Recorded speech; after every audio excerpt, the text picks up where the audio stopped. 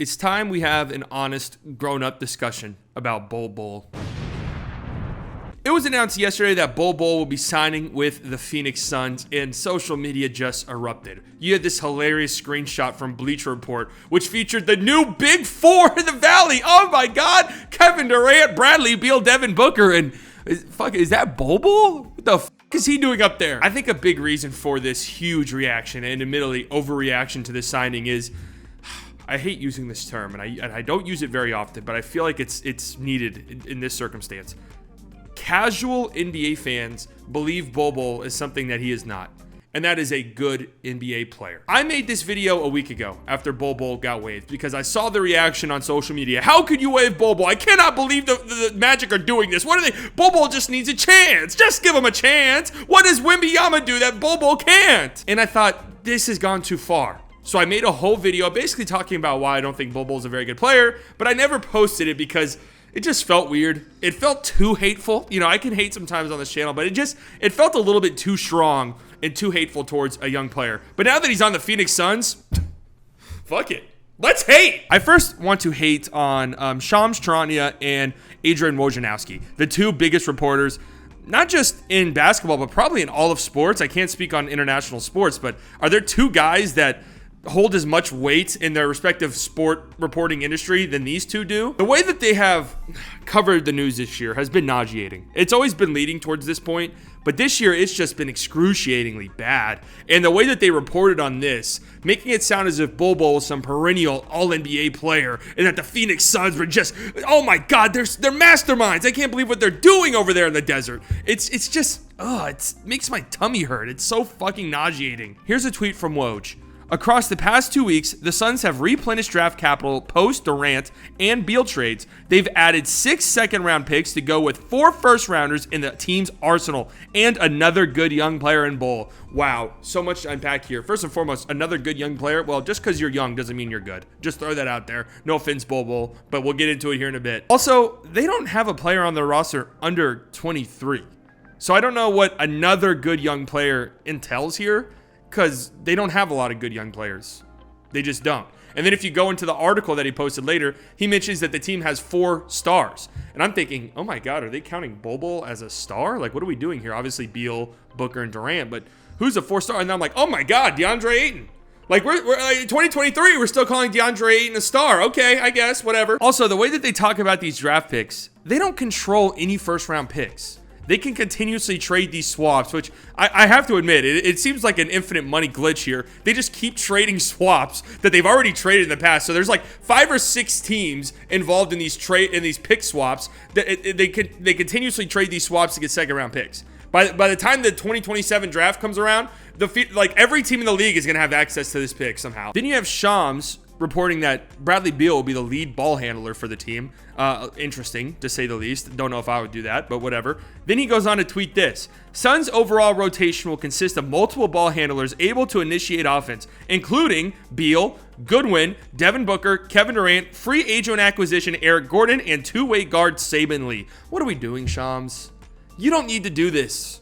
I know it's a new ownership group there in Phoenix and you want to get on their good side, so you're going to tweet out whatever they text you, because that's definitely how this reads. But come on, this is fucking embarrassing. I already mentioned why in a video as the Bradley Beal trade was happening, why I don't really think this is going to work out for Phoenix. And it's not that I dislike the Suns. It's not that, their fans annoy me. Both of those things are true. But it's more so, this doesn't really work. Going all out, trading everything, blowing it all up in an effort to win now rarely ever works in really any sport, and especially in basketball, unless your team is manned by LeBron James. That's really the only time in history this type of stuff has worked. Going all in and risking your entire future for a couple of guys who are over the age of 30 and hurt all the time, I think that it's a risky move. I respect it, but there's a very real chance this doesn't pan out, and I just hate the way that Shams and Woj have been acting like, oh my God, I know that they're just tweeting directly from Matt Ishbia's texts, but I'm just like, oh my God, the Suns' masterful fucking moves this offseason.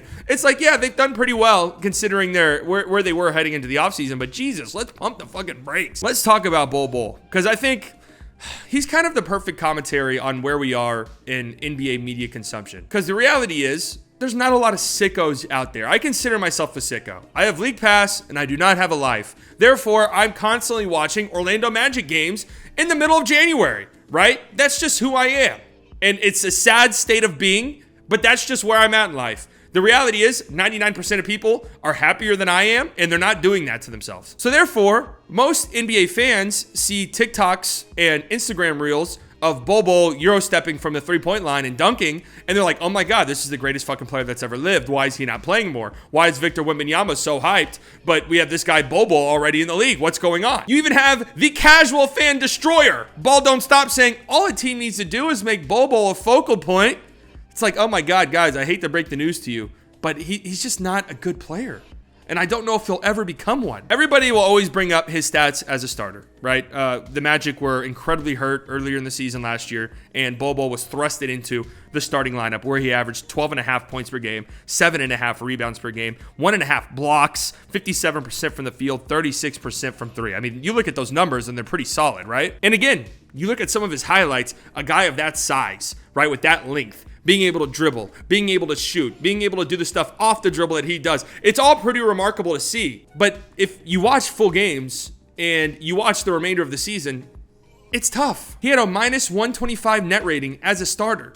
Minus 125. They were 13-20 in the 33 games that he started. I guess the thing that I have to question is, yes, we're in a positionless time in the NBA. But you still kind of need a position. Like, you got to guard somebody. You have to have a responsibility on defense. And what is Bol Bol? Because he's not a center, right? His length, his height might say that he's a center. He's not one. Opponents shot 73% at the rim against Orlando when Bol Bol was the center. He had a 120 defensive rating when playing the five. Just for a frame of reference, the San Antonio Spurs had the worst defensive rating in the NBA last year at 119. Magic had a net rating of minus 13.7 when Bol Bol was center. Opponents shot 1 percentage point better at the rim when defended by Bol Bol. If you looked at his block numbers, you might think, oh my God, this guy's got like some legit high upside rim protection abilities. 2.1 blocks per 75 possession. There were only 22 players in the league who did that last year. But among the 22 players who did that, Bol Bol was the only one with a negative rim point save score, according to Basketball Index, and the only one whose opponent shot better at the rim when he was defending versus when somebody else was. The reality is, when you watch the games, he's a shot block chaser. He's oftentimes out of position. He oftentimes sells out to get blocks. He will straight up leave his man in an effort to chase a block in moments where it doesn't make any sense at all. Like, he'll leave his guy under the basket wide open in an effort to chase a block, and it leads to easy points for the opposing team. He also bites on pump fakes when there's no reason to. Bad shooters who you're okay with shooting, he bites on them. And they blow right past him. He's also not a forward. Like, offensively, this idea that he could be a three, it's cool and all. He cannot defend on the perimeter. He graded out as one of the absolute worst perimeter defenders in the NBA this past season. First percentile in on-ball defensive grade by Basketball Index. I say this all the time. I make this joke all the time. That's not where you want to be first in. When it comes to percentiles, you do not want to be first. He's not a very smart team defender. His motor is horrible. He's got one of the worst motors in all of basketball. And I feel sad whenever somebody's like, I feel sad whenever I talk about somebody having a bad motor, because the reality is, I don't know why that is the case. You know, I don't know if there's just something going on with the guy and he's just not all that checked in.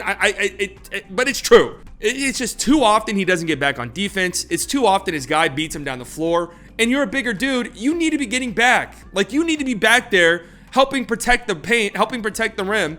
And too often, he's just not back on defense. And offensively, right? This is where, this is his calling card right now, that he's this size and able to do the things that he's capable of doing. Offensively, it's fool's gold. It just is. He could be an absolute black hole offensively. Terrence Ross and Lonnie Walker are the only two 20-minute per game players in the league who pass less than Bol Bol. After his hot shooting start earlier in the year, he went 4 of 46 from 3 January 1st onwards.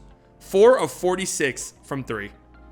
That's 8%. And it kind of makes you wonder, is he a guy who's capable of shooting, or did he just have a random hot, shooting stretch? And the reality is that he's just not a guy that you can count on. I feel like I'm going maybe a little bit too hard on him because, it's not like they paid a lot of money to get him. It's not like they traded a bunch of assets. He's a minimum guy, right? He's probably not going to play much, but I'm just pushing back on a narrative I've seen from other people. Like, the Bleacher Report, come on, Bleacher Report, this graphic, please.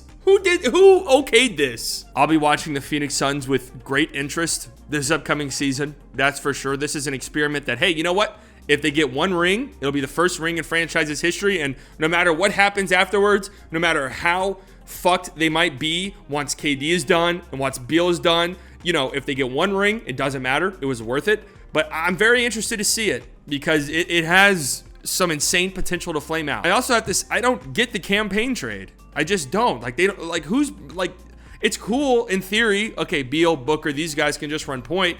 But what happens when you need an actual legit floor general? Like, how is Ayton going to respond to this? Right? Ayton feasted off of the opportunities Chris Paul gave to him. Now what? Now you're relying on Booker, who I think is underrated as a playmaker. I think he's a better playmaker than Beal, so I don't really understand why you're already committing to Beal being your starting point guard. I don't know. Let me know how you guys think this is going to play out. Also, if you're still watching this video, I have to assume you're a pretty big fan of the content on this channel. Thank you. I enjoy you. You look great, as always. I just want to say I'm taking a little hiatus from streaming. I will not be streaming the remainder of July. I'm going on vacation next week, and there's just not shit to talk about, okay? And I can't brainstorm enough topics to sit there and talk for 2.5 hours without it just being incredibly boring. So I'll be back in August, and then we'll get the ball rolling. The season's right around the corner. FIBA World Cup next month. I'm excited. Whoo! Bol Bol. God bless you. Phoenix Suns.